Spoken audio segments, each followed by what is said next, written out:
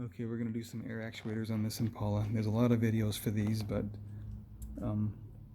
you don't always find the one for the exact actuator that you need and the exact package the car came with. Some have dual air controls and whatnot. Anyway, this one needs, let me show you what's in here.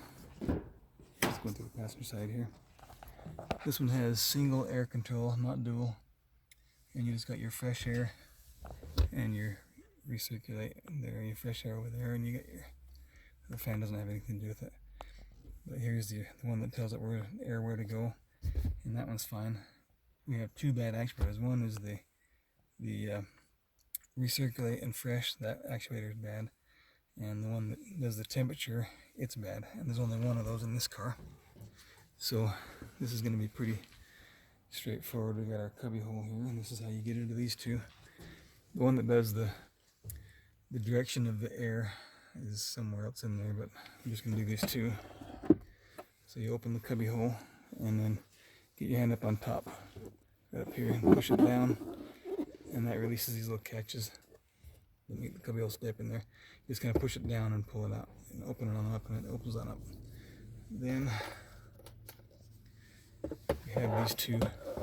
There's one right, it's dead center in your screen right there. That little plastic actuator, I've already got it unplugged. And that little blue thing there, that's the plug that was on it. And you can see a bolt. You can see two bolts on it. And those are the only two bolts. You got two bolts and a pin usually on these. And they go like this. There's these two bolts that are kitty corner from each other, where my two fingers are, and then that one is the pin that it goes over.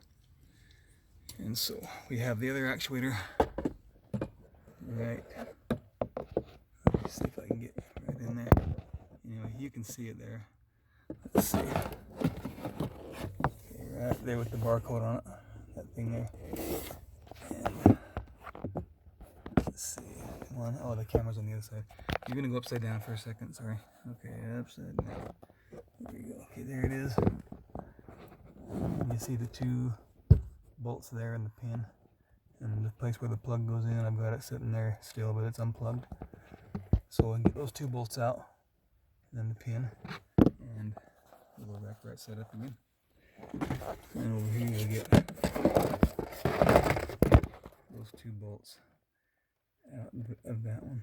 Now, what is that? How come I got the... I guess you get three holes, and sometimes they use the bolts in different holes anyway. You can see what it is there. So once you get it out,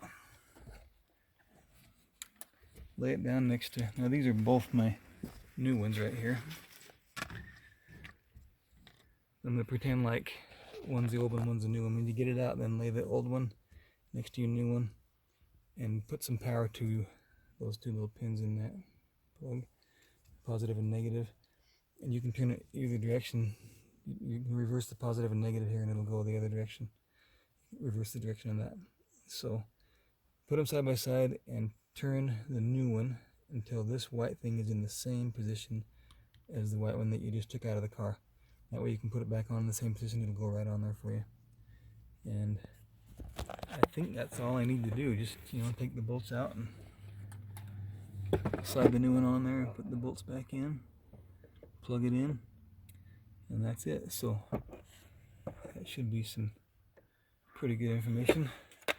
And again, it's a 2012, and they should be the same from 06 up to 13, and then 14, 15, and 16 for the limited fleet package. And this particular one doesn't have dual air, and that's what it looks like. So hope that helps. Thank you. I'm just going to quickly show you how I do this. I got this old battery sitting here. It doesn't have very much juice in it, but it's something that I use to test light bulbs and things. It's kind of a bad battery, really. It's not good enough for a car. So here's my old one. Here's my new one. You see we're tipped a little bit to the right, and that one's about straight up. So I'm just going to take and plug this little alligator clip onto one of them. Take the positive side, touch it to the other one, and that turns it the right direction. And if it was turning it the wrong direction, I would just put the negative clip on the other side and trade places with them to turn them the right way. So I'm gonna Get those about the same. Whoa. I think I slightly overdid it already.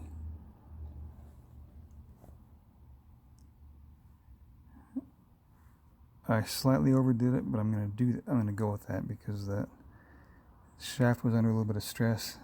I had to tweak it back to get the bolts out, so I'm gonna try that. So anyway, that's how you do that.